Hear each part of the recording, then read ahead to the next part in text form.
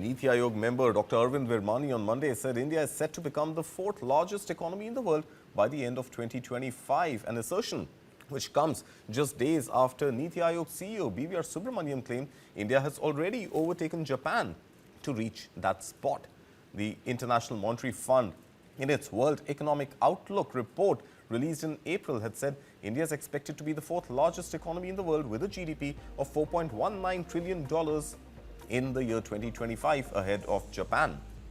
Now, let's listen to what Arvind Virmani said. Arvind Virmani said India is in the process of becoming the fourth largest economy.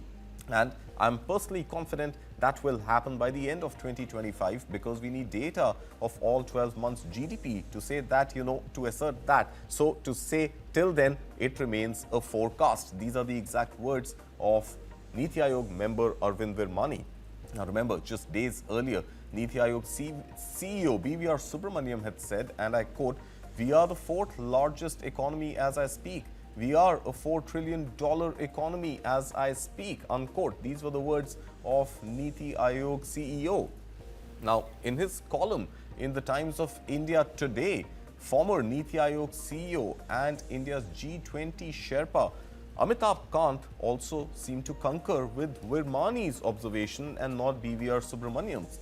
And this is what Amitabh Kant said. He said India is set to become fourth largest economy by year end, on course to become third largest in 3 years, unquote. But while there may be disagreement on the number and the rank, the question that has sparked debate is, can India wriggle out of its middle income trap? Because despite near about $4 trillion per capita GDP, or the share of growth that each of India's 1.4 billion citizens get, is a meager $2,900 per year. Now that ranks India relatively much lower than many other countries with even a smaller GDP.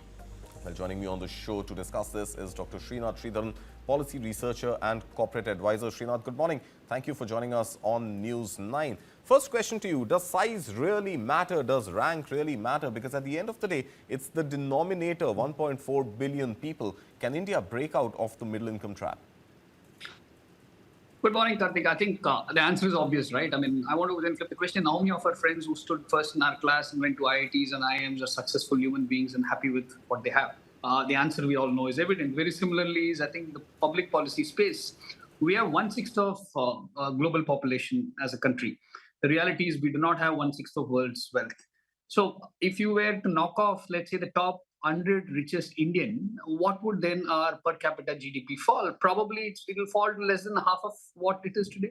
So that's a relative. And what we call as the lived reality of our daily life experiences across board, it is way far, I think, being called as meaningful middle class. Most of us, I think, end up narrating ourselves as middle class, not from the wealth point of view. I think it is more from the value system or cultural thinking point of view. So I think in this entire debate, I think I was listening to you talk about the differences of opinion within the Niti Aayog and the former Indian Sherpa. I think if we can leave that politics aside of who's going to claim what, the reality is, yes, we have had a phenomenal progress in the last 7 years of where our GDP is, but it has no real meaning if you were to talk to, let's say, the 80 crore Indians to whom we still have to deliver free food grains for the next 4 years or 3.5 years to go. I think that's a practical reality. And I think in this entire narrative, I wish Niti Aayog were also going to bring that point of saying there's actually a scheme named after the Prime Minister to say that we're going to deliver free food grains, and why? If so, if we're wealthy, why do we have to do it? So that's, I think, the contradiction we'll have to address from policy. Right, you're right, Srinath. So, of course, there is one debate on the Gini coefficient, and the Gini coefficient also successively has been going down, which is an indicator of inequality in the system. So, while data for the last 10 years seems good, and India has gone from, let's say, $2 trillion to a $4 trillion economy, if both numbers are to be believed, the question really is that even if India grows at 7%, 7.2%, it'll take India at least another 9 years. The rule of 72, it'll take India at least another 9 years to go from 4 trillion to 8 trillion. So even at 8 trillion, with the denominator still being 1.4 billion, at best, India will just about be able to cross the prescribed middle income threshold of about $4,700. Now, in those next 9 years, Srinath, that indicator would also lift to something much higher than $4,900. So the point really is that even if India continues to grow and continue with its clip of being the fastest growing major economy, are we really going to ever, because of the large population, ever be able to get rich? India is likely to get poor before India gets rich.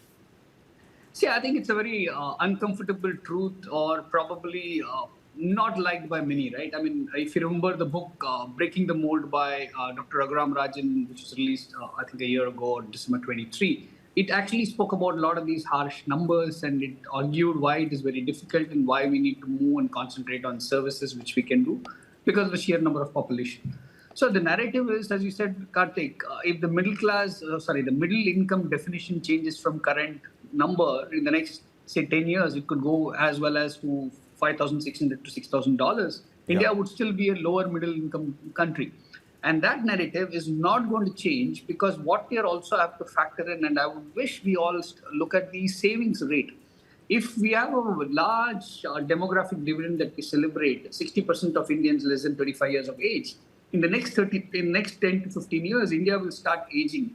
And if our savings rate as percentage of GDP keeps dropping as it has been in the last few years, then the larger narrative is, how are we going to ensure I think, the old age or longevity? Because humans are living longer, and if your savings rate is dipping, and we are spending more as what we celebrate as creator economy and consumption economy, where will India stand? Will it even see, let's say, the 100 years of Indian independence? How will our economic state, and more importantly, the social stability be? I think that's the worry that I have from the larger picture. And I think going forward, Srinath, correct me if I'm wrong, but it seems that job creation is going to become all the more difficult, given the fact that manufacturing, even if India does become its stated ambition of becoming a manufacturing leader, even if that were to come true, manufacturing will willy-nilly become automated. Agriculture will become mechanized. So job creation per se is going to continue to be a problem. It's pretty much exactly the criticism that we have of US President Donald Trump's policy, that he may want to make America great again, but the jobs are unlikely to come back in hordes to the US. India, in the next few years, could be faced with a similar reality. Job creation will become a problem even if India becomes a bigger economy.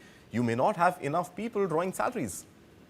So, I mean, very valid concern, and I think this is something that I think is the antithesis of political statement, right? I mean, the political leaders would rather want to have a positive narrative around emerging technologies. The reality is, if today, let's say, a large automobile manufacturer or even a consumer durables manufacturer were to use commercially available Internet of Things and other fourth Internet revolution tools and machinery, the reality is a large factory which today employs 4,000 to 5,000 people could as well do with less than 4 people per shift. That's the narrative today. And there are factories which are already operating in it. The unit economics could vary, but over a point in time, it is going to stabilize in favor of technology, not in favor of human beings. So one of the challenges that I think going forward, when we seek to attract FDI or even domestic investments, the conventional thinking of linking investments to number of jobs created, direct and indirect, will have to change. They might be able to produce what we would call as a GDP contributor or a GST contributor, Right. but without necessarily employing so many people. So Right. at some point, are we going to start thinking about universal basic income, UBI as we call it? Because again, a very large 80 crore Indians who are in the productive income group between 15 and 65 years of age, what are they going to do from morning till night if there are no jobs? Exactly. So I think that's something, a larger political narrative, we will have to start thinking and evolving over the next 5-6 years. You're right. So, of course, a universal basic income is something which has been discussed every once in a while. Srinath, even we have spoken about it here on the show. And more than that, I think even for manufacturing to come into the country, you need land reforms, you need labor reforms. And universal basic income may be just one little conduit over there, but you need reforms at a larger scale. And that's something you yourself have been vouching for. Now, I want to run our audience through some of the data that we have crunched, and that's on the screens right now. Now, at $4 trillion, whether we are number 4, whether we are number 5, whether we will get to number 4, number 3 in some time or not, but at $4 trillion also, India's per capita GDP is much lower than the top economies of the world, including that of UK, which India overtook 2 years ago. Now, India stands at $2,940, and that is an estimate for 2025, not the data that we have for the last year, the actual data. This is estimate for 2025. Now, compare this with Japan that we want to overtake, let's say, in 3 years' time from now. And that is the statement coming from Amitabh Kant in his column in the Times of India today. Japan is at a per capita GDP of 32,000, obviously a small population and even shrinking by the day. So, at that size of the economy, Japan is at $32,859 per capita. UK, which India overtook in ranking 2 years ago, has a per capita GDP of 52,423. Compare this now to China and US as well as Germany, the three economies which are definitely larger than India. Leaving aside the debate of whether we are number 4 or not, US has a per capita GDP of 86,373. China, which has the same population as India, still has a GDP, per capita GDP of 12,969.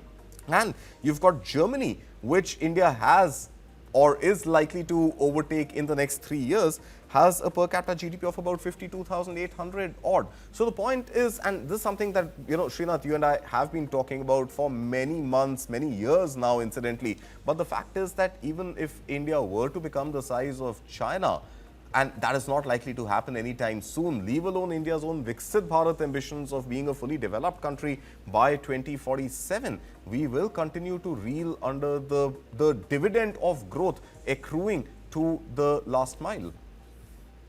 I think Kartik here, devil is in the statistical detail, right? We all get carried away by the averages, but I think I would be more happy to see median number of Indians in the rich space. Okay. That is what is going to change the narrative, which means more number of people. We can't just count the top 100 Indian in this list and their families which are in the wealth, the Forbes wealth list. And if you knock them off, if you lock off all the unicorn founders, all of that, the narrative is, for most of us, yes, middle class narrative has changed in the last one generation, 25 to 30 years. That's a reality that India, all of us must be thankful for. But will it change and will it make us rich? The reality is we should also compare ourselves with the other nation, even if they grow. Let's say, for example, Germany, China, Japan, UK grow just about 2% a year. On that base that they sit on today, it is going to go, for example, UK from $52,000 could end up with $60,000 in the next 15 years. And we would still be chugging along and probably hitting about, let's say, $6,000, $7,000, 1/10 of their number. Right. So there's a large narrative, and typically let's say we generally end up with two camps of economists who rush to such narratives. Let's say the pro-establishment and the anti. And typically one would say, hey, if you adjust it for PPP and all of that, which is why I'm very hopeful for the upcoming census, Kartik. It has been delayed and finally it is up. Will it actually capture the actual data of Indian demographics? That's one. It will have to capture a lot of data on the ground, whether what is the actual poverty line that we need to reset. The 32 rupees, the 100 rupees, I think it's a very, very misnomer. We will have to reset. And also, I think we need to have a very robust, formally acknowledged and probably weekly published food inflation. One of the largest inflation we have seen and we've all faced in the last probably 10 years or more is food inflation. And if you notice, as a consumption economy, we're all eating out. We all take great pride in Swiggy's and Zomatos of the world. But the reality is that the average Indian is also eating out more frequently than they did probably 20 years ago. Right. All this also means that their lifestyle is changing and they're spending money. Great, it's all coming back to the exchequer as a form of GDP as services. But what does it mean to an Indian who's 20, 22 years of age, who probably will live till 85 thanks to all the medicine and science and healthcare, which means will they have money and wealth accumulated to survive for the next 60 years in potentially a low interest rate regime and with an inflation hovering around and killing that actual earning, negating that. So if your inflation is at, let's say, even 4%, and if your savings rate is like 4%, you actually are not earning.